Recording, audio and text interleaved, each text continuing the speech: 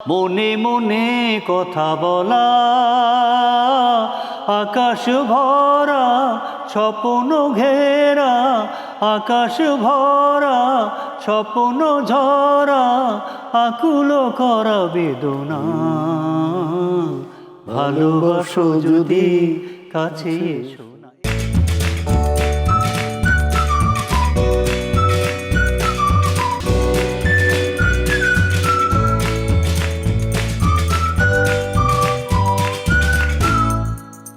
প্রিয় দর্শক, city bank নিবেদিত RTVর অক্ষরের গল্প অনুষ্ঠানে আপনাদের সকলকে স্বাগত জানাই। আমাদের অক্ষর, আমাদের বর্ণমালা রক্তে ধোয়া। আগুনের ভেতর থেকে আমাদের বাক্যগুলো উঠে আসে। আমাদের গান, আমাদের কবিতা, আমাদের নাটক, আমাদের চিত্রকলা সব কিছুর মধ্যে রয়েছে সংগ্রামের আবহ। আমাদের প্রতিটি ঐতিহ্যের সঙ্গে, সংগ্রামের সঙ্গে উত্তরাধিকার লেগে আছে। সেই উত্তরাধিকার হচ্ছে আমাদের সংস্কৃতির উত্তরাধিকার, যা আমরা কখনো ভুলি না, বলতে পারি না। এবং আজ এই নতুন বাংলাদেশ বিনির্মাণের যে স্বপ্ন আমরা চোখে নিয়েছি, সেই স্বপ্ন হচ্ছে অন্তর্ভুক্তিমূলক সংস্কৃতির বিকাশ। সব মানুষ আমরা একসাথে ভালোবাসার ভেতর দিয়ে বেড়ে উঠব, একটা গণতান্ত্রিক পরিবেশের ভেতর দিয়ে আমরা বেড়ে উঠব। আমরা আমাদের মাতৃভাষাকে সর্বাগ্রে প্রাধান্য দেব। এ হচ্ছে আমাদের মূল প্রত্যাশা। এই প্রত্যাশার সঙ্গে আজীবন যিনি থেকেছেন, তিনি আজকে আমাদের অতিথি খুরশিদ আলম। কেমন আছেন? ইনশাল্লাহ অনেক ভালো। আপনি তো এখনো তরুণ। তরুণ না, এটা আল্লাহর অশেষ মেহেরবানি। সেলিম ভাই, আমি ব্যক্তিগতভাবে বিশ্বাস করি যে ভালো থাকা, অসুস্থ হয়, এটা আল্লাহ পাকের উপরে নির্ভর করে। আমি যখন ইন্টারমিডিয়েট পড়ি, সেই সময় এই ছবিটা আমি দেখেছিলাম, চুমকি চলেছে একা পথে। তো আমরা একটু দুষ্টু থাকে না কলেজে, আমরা কোনো মেয়ে একা গেলেই গাইতাম চুমকি চলেছে একা পথে। তাতে কোনো মেয়ে হাসতো, কোনো মেয়ে আবার রাগান্বিত হয়ে পেছনের দিকে অভিমান করতো অনেকে। তো এই যে চুমকি চলেছে একা পথে, এর গল্প কিন্তু কেউ কোনোদিন শোনেনি। তো আজকে জোর করে হলেও আমি গল্পটা একটু শুনবো। চুমকিটাকে, এটা সত্যি কথা বলতে কি, এটা আপনিও জানেন এবং যারা দর্শক দেখছেন তারাও জানেন যে এটি ছবির নাম দোস্ত দুশমন। ভালো কাজ করার জন্য, সেটা শুধু আলম ভাই না, আলম খানই না, প্রত্যেক সুরকারের ভিতরে একটা ভালো কাজ করার ইচ্ছা ছিল। এই আলম ভাইয়েরই আর একটা গান আছে, এটা আমার নিজে কিছুটা আমি জানি, যে ওরে নীল দরিয়া, হ্যাঁ, সারেং বইয়ের গান। এটা তারা যারা যন্ত্রশিল্পী ছিলেন তারা যে কি কষ্ট করে বাজিয়েছেন, কি অসাধারণ। এবং ট্রেনের যে শব্দটা, এটা যে তখন কিন্তু কোনো যন্ত্র ছিল না, মানে জাহাজের যেটা, হ্যাঁ, এটা শব্দটা যে করতেছিল, যেরকম আমার গানে চুমকি চলে যে ঘোড়ার গাড়িতে চলে যাচ্ছে টক টক করে, এটা কিন্তু তখন কোনো কিবোর্ড কিংবা কোনো। আচ্ছা, এটা কি করে এই শব্দটা তৈরি করলো? আপনার এই যে নারিকেল আছে না, নারিকেলের পাকার পরে যে হয়, হ্যাঁ হ্যাঁ, ওই যে খোলাটা হয় না, খোলা, ওইটা খোলা, এটা দিয়ে করেছে। আপনার কাছে একটা প্রশ্ন করি, প্রশ্নটা দার্শনিক প্রশ্ন। বলেন। কালের বিচারে নায়ক বড় না গায়ক বড়? উভয়ের কন্ট্রিবিউশন ভালো, মানে সমান সমান। যদি আমি বলি, কারণ যে আমি গান গাইলাম, কিন্তু নায়ক কিংবা এটা নায়কের লিপেই যে থাকবে তা না, কিংবা নায়িকা যায়, সে যদি ঠিক মতো লিপসিং না করে, ওই ফিল দিয়ে যে আমি যেভাবে গানটা করলাম, তাহলে কিন্তু গায়কের এটা মানে দোষ পড়বে যে গায়ক ঠিক মতো গাইতে পারেনি। যে বাংলাদেশে বহু ছবি চলেছে কিন্তু গানের উপরে। হয়তো হাদি ভাই কিছু গান করেছেন, গোলাপে এখন টেনে, ভাত দিয়ে, এরকম আমজাদ সাহেবের ম্যাক্সিমাম ছবি এবং আলাউদ্দিন আলীর ম্যাক্সিমাম ছবিতে হাদি ভাইয়ের গান গেছে, সুবলদার ছবিতে গান গেছে, জব্বার ভাইয়েরও আছেন, তার মাহমুদ নবী সাহেব, বশির আহমদ সাহেব, তারপরে মোহাম্মদ আলী সিদ্দিকী, খন্দকার ফারুক আহমদ, শওকত হায়াত খান, প্রত্যেকেই অবদান ছিল। ব্যাপার হয় কি, যে তখনকার যে সুবিধাটা ছিল, যে যিনি সুরকার ছিলেন কিংবা প্রডিউসার ছিলেন কিংবা পরিচালক ছিলেন, তারা চুজ করতেন যে কোন গানটা কাকে দিয়ে হবে। এটা যদি মাহমুদুন নবী সাহেবকে দিতেন, মাহমুদুন নবী সাহেবকে যে গানগুলি দেওয়া হয়েছিল, সেটা কিন্তু কোনোদিন সৈয়দ আবদুল্লাহ হাদী সাহেবকে দেওয়া হয়নি। এটা আপনি পুরা গানগুলি যদি বিচার করে দেখবেন। আবার জব্বার ভাইয়ের কোনো গান কিন্তু আমার গলায় দেওয়া হয়নি, কারণ আমার গলায় সবসময়, আমার জীবনের প্রথম গানটা খুব স্যাড ছিল, আগন্তুক ছবি, এটা 69-এ আমার প্রথম চলচ্চিত্রে গাওয়া। আমাকে প্রথম ব্রেক দিয়েছিলেন প্রয়াত আজাদ রহমান সাহেব। এবং সত্যি কথা বলতে কি, আজকে একটা সুযোগ পেলাম বলি যে আমি খুরশিদ আলম হওয়ার পিছনে আল্লাহর তো অবদান আছে। সেই সঙ্গে যে লোকগুলির অবদান আমি ব্যক্তিগতভাবে বিশ্বাস করি, ইনাদের সাহায্য না পেলে আমি হয়তো হতে পারতাম না। তার ভিতরে একজনের নাম, কিছু লোকের নাম বলা উচিত, যেরকম মনে করেন সমর দাস। উনি আমি যখন আমার বেসিক ছিল রবীন্দ্রসঙ্গীত, 65 পর্যন্ত আমি রবীন্দ্রসঙ্গীতের শিল্পী ছিলাম। তখন নাজিমউদ্দিন রোডে, যেটা বুরহানুদ্দিন কলেজ বলে, ওইখানে বেতার কেন্দ্র ছিল এবং ওইখানে আমাদের একটা হতো, মাসে 4টা করে অনুষ্ঠান হতো, স্কুল ব্রডকাস্টিংয়ের একটা অনুষ্ঠান। সেটা বিভিন্ন স্কুল থেকে, ঢাকার হোক ঢাকার বাইরে হোক, যে ভালো কবিতা আবৃত্তি করতে পারে, নজরুল সঙ্গীত করতে পারে, রবীন্দ্রসঙ্গীত করতে পারে, তাদের নিয়ে আসা হতো। তো ওইখান থেকে যখন আমি দেখলাম যে রবীন্দ্রসঙ্গীত ব্যান করলো 65-এ, তখন আমি 66-এ অডিশন দিলাম। সেই বোর্ডে ছিলেন বাংলাদেশের অত্যন্ত গুণী এবং অত্যন্ত শ্রদ্ধাভাজন একজন শিল্পী, ফেরদৌসী রহমান অডিশন বোর্ডে ছিলেন। আব্দুল আহাদ ভাই একজন রবীন্দ্রসঙ্গীতের বিশেষজ্ঞ, দিগ্গজ, উনি ছিলেন। সমর দাস ছিলেন। সমর দাস গান শোনার পরে বললো যে গলা ভালো, কিন্তু একজন ভারতীয় শিল্পীকে অনুকরণ। আমাকে হ্যাঁ করি, ও যতদিন থাকবে ততদিন তোরে বলবে খুরশিদ আলম গান গাই, এরকম থাকস কই, আমার চিনছস কিনা, আমি কিনা চিনি। উনি খালি বললেন যে আমি 6 তারে ব্যবসা করি। যখন বলছে 6 তারে, তখন আমি বলছি চিনতে পারছে। ওই একটু আগে বললি চিনো, আমি কিনা আপনি গিটার বাজান। আমার একটা ফ্রেন্ড আছে, ওর নাম মিঠু। মিঠু আবার সমরদার কাছে গিটার শিখতো। তখন সমরদা বললো যে বাসা কোথায়? আমি বললাম কাজী আলাউদ্দিন রোড। আমার লক্ষ্মীবাজার আমার বাসা, তুই যদি আমার বাসায় আসিস তাহলে আমি যতটুকু পারি এই যে সাইজ করে দেবো, মানে এই যে নকল প্রবণতাটা ডিলিট করে দেবো। তো উনি যেটা করতেন, এটা ইজ নট মাই রিলেটিভ। আমার সবচেয়ে অবাক লাগে যে ভালো একটা শিল্পী উপহার দেওয়া যেন উনি কত কষ্ট করেছেন। আমি 6টার সময় যেতাম, পৌঁছতে 6:20 হতো আর কি। ওই পিয়ানো ধরে উনি সা ধরে থাকতেন কিংবা রে ধরে থাকতেন, বল। ওনার বাবা বলছেন ছেলেটাকে মেরে ফেলছিস, উনি বলছেন ছেলেটাকে মানুষ করতে। 6 মাস করার পর তার বললাম যে ছেড়ে দিলাম, 10 জনের সঙ্গে গাবি তুই, তোর ভয়েস আলাদা শোনা যাবে।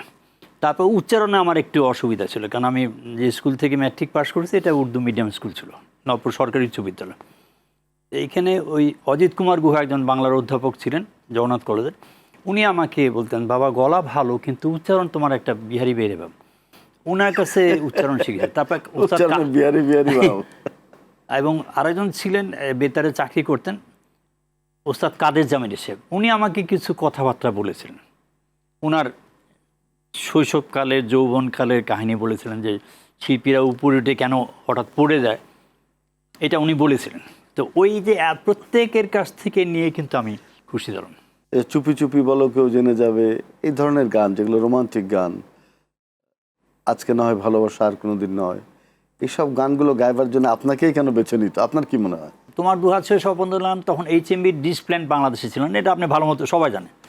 এইখানে আপনাদের একটা লিয়াজা অফিস ছিল মধুমিতা হলের উল্টা দিকে, HMBর একটা লিয়াজা অফিস ছিল। এখানে ছিলেন আমাদের রবীন্দ্রসঙ্গীতের, আমি তাকে সম্রাট বলি, কলিম শরাফি ভাই, আর রোজিলতি বলে এক ভদ্রমহিলা ছিলেন। এই দুইজন ছিলেন লিয়াজা অফিসার।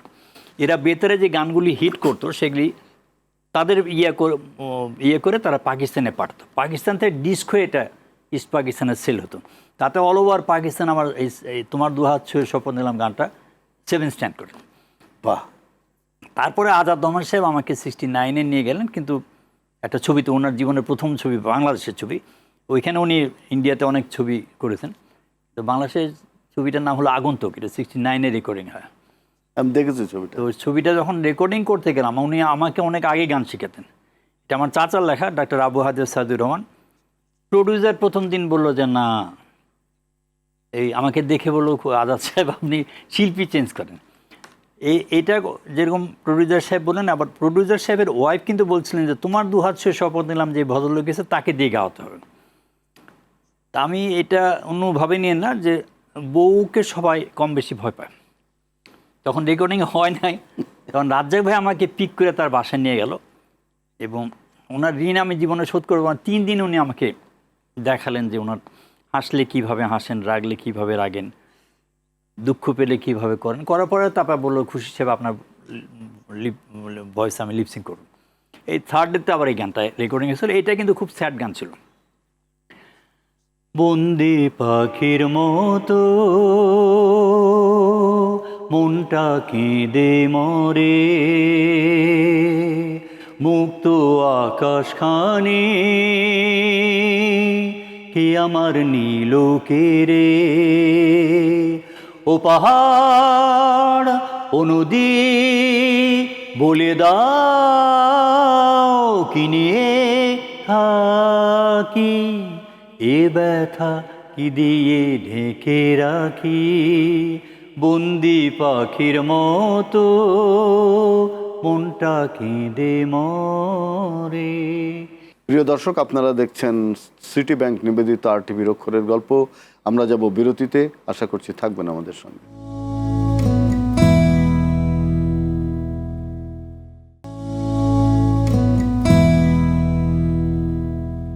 শুধু দর্শক, আপনারা দেখছেন সিটি ব্যাংক নিবেদিত RTVর অক্ষরের গল্প। আমাদের সঙ্গে আছেন আমাদের হৃদয়ের শিল্পী খুরশিদ আলম। রবীন্দ্র ঘোষ গাওয়ালেন পিচ ঢালা পথে একটা খুব ফাস্ট বিটের গান, এই আমি পাগল পাগল পাগল দুনিয়ায় মানুষ চেনা তা, এরকম একটা স্যাটায়ার টাইপের গান। আর সত্যতা আমাকে সাধারণ মেয়েতে গাওয়ালেন ডিম ডিম ডিম মারো যত জোরে মারো, ডেঞ্জারাস গান।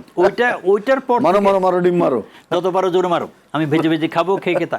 তারপর থেকে প্রডিউসার কিংবা পরিচালক সবার একটা ধারণা হলো যে না, খুরশিদ আলমকে দিয়ে স্লোগান হবে না, ফাস্ট বিটের গান। ফাস্ট বিটের গান। এই আমি প্রত্যেকেরই মোটামুটি আলম ভাই, আলী হোসেন সাহেব, আনোয়ার পারভেজ সাহেব যারা সুরকার ছিলেন, সুবল দাস, প্রত্যেকেরই ইয়ে ভাই। তবে সুবল দাস একটা ছবিতে আমার গান গাওয়ার সুযোগ হয়েছিল, 5টা গান করেছি লালু ভুলির ছবিতে। ওই গানগুলি একটু মোটামুটি স্যাড ছিল। আপনি অনেক পরে 21শে পদক পেয়েছেন, প্রায় 18 বছর পরে। আমি 2018 সালে পেয়েছেন। তো এই যে এতদিন পরে কেন আপনি এই পুরস্কার পেলেন, কিংবা আরো অনেক পুরস্কার আপনার প্রাপ্য ছিল? না, আমাদের দেশে যেটা অসুবিধা হয় সেটা হলো, আপনি কিছু মাইন্ড করেন, আপনি একটা এমন একটা জায়গায় আপনার আপনি চাকরি করছেন, আল্লাহর রহমতে ভালো থাকেন, যে আমাদের যেটা হয় যে এটা সংস্কৃতি বলেন কিংবা ইনফরমেশন বলেন, প্রত্যেকেরই ইয়ে। তো আমার যেটা মনে হয় যে একটা কমিটি থাকে 21শে পদকের জন্য, স্বাধীনতা পদকের জন্য, চলচ্চিত্রের ইয়ার জন্য। তা আমি সবই মোটামুটি পাই নাই যে তা না, বাট লেট হতে পারে সেটা আলাদা। আমাদের দেশে যেটা উচিত সেটা হলো যে মরণোত্তরটা উঠায় দেওয়া উচিত, আমার ব্যক্তিগত মত। খারাপ বলেনি, আমিও একমত। না, আমি দিলে জীবদ্দশায় দাও না, হলো জীবদ্দশায় যদি আমার প্রাপ্য জিনিস আমি না পাই, আমি কিন্তু খুব দুঃখ নিয়ে মারা গেলাম।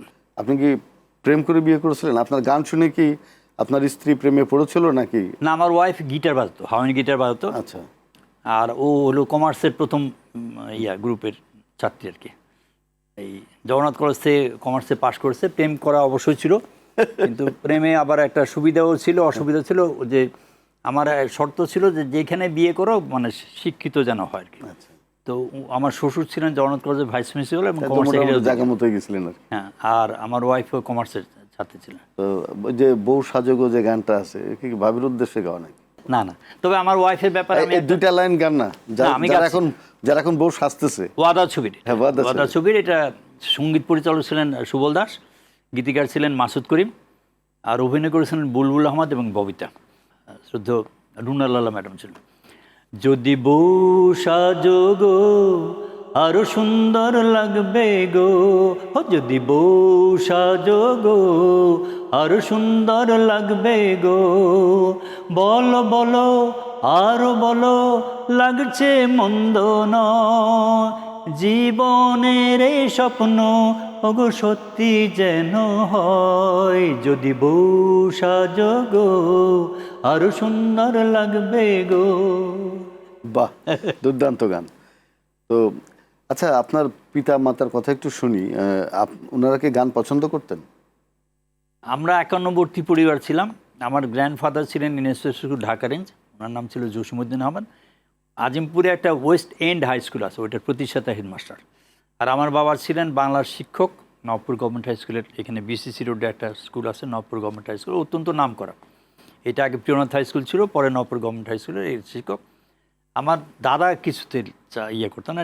আমার চাচা একজন ছিলেন, উনি ডেন্টাল কলেজের প্রিন্সিপাল ছিলেন। উনার খুব শখ ছিল গান গাওয়ার, কিন্তু আমার দাদার জন্য হতে পারে না। ওইটাই আমার দিকে আসছে এবং উনি রবীন্দ্রসঙ্গীত নিয়ে খুব করতেন। আমিও রবীন্দ্রসঙ্গীত ছায়ানটের শেখার সৌভাগ্য হয়েছে। সঞ্জিত দাপার সান্নিধ্যে আমার গান শেখার সুযোগ, কিন্তু 65-এর পর থেকে আমি রবীন্দ্রসঙ্গীতটাকে আর গাইতে পারলাম না। আর এই দেশের ব্যাপারটা হচ্ছে কি, যে যেরকম মনে করেন যে একজন ভালো রবীন্দ্রসঙ্গীতের শিল্পী সে কোনো কারণে যদি আধুনিক গাইতে চায়, আর টেলিভিশনে হোক কিন্তু বাবা, কোনো কারণে যদি হিট না করে তাহলে ওই যে রবীন্দ্রসঙ্গীত গাচ্ছিল ওইটাও শেষ, এটাও শেষ। সেই জন্য কেউ রিস্ক নেয় না। আর সেই জন্য রিস্কে না যাওয়াই ভালো। আপনি যে বিখ্যাত হচ্ছেন তখন কি আপনার পিতা কিংবা মাতা তারা বলছে যে আমার ছেলে বিখ্যাত, খুরশিদ আলম গান করে? না, আমার বাবার একটা সাংঘাতিক ইয়ে ছিল যে আমার অনেক খালা, আমার মারা প্রায় 5 বোন। আচ্ছা। তো এই খালুদের উনি যখন বা আমাদের কোনো অনুষ্ঠানে গেলে কিংবা আমরা আমার নানার বাড়িতে গেলে আমার বাবা কিংবা তার ভাইরারা একবার হলে আগে রাত্রে 11টায় হোক আর 12টায় হোক আমার ছেলে গান করবে, এইটা সবসময় করতো না। আবার মানে কোনো ইয়ে নেই, গাইতেই হবে আমার ছেলে গান। আমার বাবা নিজে একটা গান খুব পছন্দ করতেন রবীন্দ্রসঙ্গীত, ও নিঠুরা রো কি, মানে এটা আব্বা টাইপের। আমার বাবার গানটা একটু শুনুন। রবীন্দ্রনাথের গান, এটা আমার বাবা খুব পছন্দ করতেন। তা আমার বাবা যেটা ইয়ে করেছে সেটা বাবার ইমপ্রেশন ছিল যে কেল সাইগল গান করেছে। সরকারি কর্মকর্তারা জানে যে আমরা সিনেমায় গান গেলে খুব কম যদি হয় 50,000 টাকা পাই। এই যে ভ্রান্ত ধারণা, এটাই কিন্তু আমাদের আরো শেষ করে দিয়েছে। অধঃপতনের মূল কারণ। আমি খালি একটা জিনিস বিনয়ের সঙ্গে সবাইকে অনুরোধ করবো যে এটাই শিল্পীদের পেশা। শিল্পীরা কিন্তু আরো অনেক শিল্পী করে হয়তো গান করতেছে, ফাস্টফুডের দোকান দিল কিংবা অ্যাডভার্টাইজিং ফার্ম দিল, ওইটা কিন্তু আমিও যে ম্যানেজমেন্টও করে অনেক। আমি যেরকম আমি একদম অনেস্টলি বলি, আমি 86-এ দেখলাম যে গান বাজনা করে হচ্ছে না। তখন এইটা আমার একটা খুব ঘনিষ্ঠ বন্ধু আছে গানের জগতে, রথীন্দ্রনাথ রায়। সে আবার আমাকে এই বিসিএসসিতে একটা চাকরির ব্যবস্থা করে দিয়েছিল। আমি যখন মাইক্রোবাসে উঠি তখন বল, দেখছো খুরশিদ আলম চাকরি করেও পয়সা পায়, গানা গায়েও পয়সা পায়। তো তখন দেখলাম, তখন আমি হয়তো বিশ্বাস করেন, তখন আমি দেখলাম যে না, এরা আসল কথা তো বলছে। তখন আস্তে আস্তে আমি খালি সিনেমাতে গান গাইতে আরম্ভ করলাম, আর মঞ্চে ভেতরে খুব অ্যাভয়েড করলাম। সবাই বলে যে রুনা লায়লার সঙ্গে আপনার যে যখন আপনি যুগল কণ্ঠে গান করেন তখন এটা খুবই আনন্দদায়ক হয় এবং খুবই আনন্দময় হয় অনেকের কাছে। মনে করে যে এই যুগল কণ্ঠস্বর হয়তো এসছে এই বাংলা গান গাওয়ার জন্য সিনেমাতে কিংবা অন্য যে কোনো জায়গায়। তা আপনার কি ইমপ্রেশন যে রুনা লায়লার সঙ্গে আপনি যখন ডুয়েট গান করছেন সেগুলো বেশ জমেছে? না, প্রত্যেকের। আমি কিন্তু রুনা লায়লাকে শুধু এককভাবে বলবো না, সাবিনাওয়ার সঙ্গে গান করেছি। রুলিয়া রহমান বলে একটা গায়িকা ছিলেন, এখন বোধহয় সিডনিতে থাকে আর ফিজিতে থাকে, আমার স্কুলের বন্ধুর বা বোন। আপনারা যদি বলি সাবিনা, রুনা, এর মধ্যে আপনার সবাই। আপনি কোনো সময় শাহনাজ রহমতুল্লাহ যেরকম ভালো অনেক চালাক না, চালাকের জন্য যা যদি সত্যি না বলি তো আল্লাহ একজন তো আছে। রুনা লায়লার জায়গায় তার নাম্বার 1, সাবিনার জায়গায় তার নাম্বার 1, শাহনাজ রহমতুল্লাহ জায়গায়, ফেরদৌসী আপা আবার ফেরদৌসী রহমান আপার জায়গায় নাম্বার 1। কাউকে আপনি ফেলতে পারবেন না। তবে আমি বলি যে আমাদের দেশে যেই ডায়মন্ডগুলি আসে এলিকে জানানো, আমাদের নতুন প্রজন্মকে পরিচিত করার দায়িত্ব কিন্তু আমি ব্যক্তিগতভাবে মনে করি সংস্কৃতি মন্ত্রণালয় বলেন আর ইনফরমেশন মন্ত্রণালয় বলেন, আপনি 80 বছর, এর মধ্যে নিশ্চয় 60 বছর ধরে গান করছেন, তার আগে শুরু করছেন, 60 বছর তো হবে অবশ্যই। 60 বছর ধরে গান করছেন, এর মধ্যে আপনার কি মনে হয় আমি ওই গানটা, ওই একটা গান, ওই গানটা আমি গিয়েছিলাম, এই গানটা আমার হৃদয় দিয়ে গিয়েছিলাম, কিংবা এই সব গানই হৃদয় দিয়ে গিয়েছিলাম, এই গানটা কেন যেন এত উচ্চতায় পৌঁছালো, আমার খুব ভালো লাগে, এরকম গান কোনটা? যেরকম শ্যামল মন্ত্র সাহেবের একটা গান আছে সূর্যকন্যা ছায়াছবিতে, ফজল শাহাবুদ্দিন সাহেবের লেখা, সত্যদার সুর। চেনা চেনা লাগে, চেনা চেনা লাগে তবু অচেনা, ভালোবাসো যদি কাছে এসো না।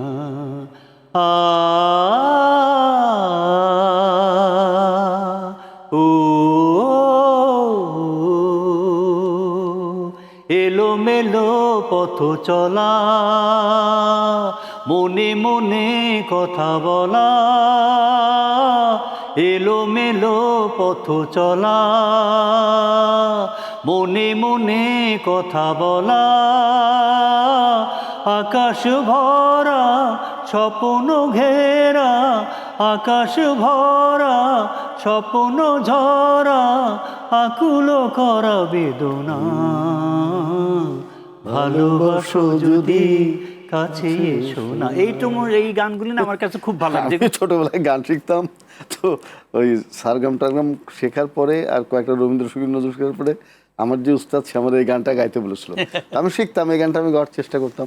তো পরে আমার নিজের একটা গান আছে, এই গানটা আমার কাছে খুব ভালো লাগে। এটা গীতিকার মোহাম্মদ রফিউজ্জামান সাহেব এবং সুরকার ওইটা শুনতে শুনতে শেষ করি। খন্দকার নুরুল আলম সাহেব। এটা বাংলাদেশ বেতারে কমার্শিয়াল সার্ভিসের। যে সাগর দেখে তৃপ্ত দু চোখ, মুগ্ধ তোমার মন, বোঝনি তো তার ঢেউয়ের আড়ালে ঢাকা কত ক্রন্দন, ঢাকা কত ক্রন্দন। যে সাগর দেখে তৃপ্ত দু চোখ, মুগ্ধ তোমার মন। দুর্দান্ত, আপনার গলা এখনো অনেক সুন্দর খুরশিদ ভাই, এটা আল্লাহর দেয়া। না, এটা অশেষ সত্যি কথা। আল্লাহর কাছে কোটি কোটি শুকরিয়া। তো আপনার অনেক সত্য উচ্চারণ করলেন আজকে আমাদের আয়োজনে এসে, এবং শিল্পীদের যে ব্যথা বেদনা সেটাও আপনি বললেন। আর এর চেয়েও বড় হচ্ছে যে আপনি গান গেয়ে যে আনন্দ পান, এটা আমরা বুঝতে পেরেছি, সেটা বলতে হয় না। এটাই হচ্ছে আপনার সবচেয়ে বড় না, কৃতিত্ব। আরটিভিকে অনেক ধন্যবাদ আমন্ত্রণ জানার জন্য, সেই সঙ্গে আপনাকে অনেক ধন্যবাদ এত সুন্দর উপস্থাপনা করার জন্য। না, ঠিক আছে, আমি তো আপনাকে খুব পছন্দ করি। অবশ্যই অবশ্যই। প্রিয় দর্শক, সিটি ব্যাংক নিবেদিত আরটিভির অক্ষরের গল্প আয়োজনে ছিলেন আমাদের সকলের প্রিয় শিল্পী, বিশেষ করে আমারও প্রিয় শিল্পী খুরশিদ আলম। একদম সহজ মানুষ, গান করেন হৃদয় দিয়ে, কণ্ঠটি এখনও কত সুন্দর, এবং তিনি যতদিন আমাদের মধ্যে থাকবেন গান করবেন। গানের জগতে তিনি জীবিত অবস্থায় অমরত্ব পেয়েছেন। আমরা আশা করি তিনি আমাদের মধ্যে থাকবেন তার গান নিয়ে। এই প্রত্যাশায় শেষ করব। আপনারা সবাই অক্ষরের গল্পের সঙ্গে থাকবেন। অক্ষরের গল্প হচ্ছে আপনাদের অনুষ্ঠান, আপনাদের হৃদয়ের কথা বলার অনুষ্ঠান। সবাই ভালো থাকবেন। ধন্যবাদ।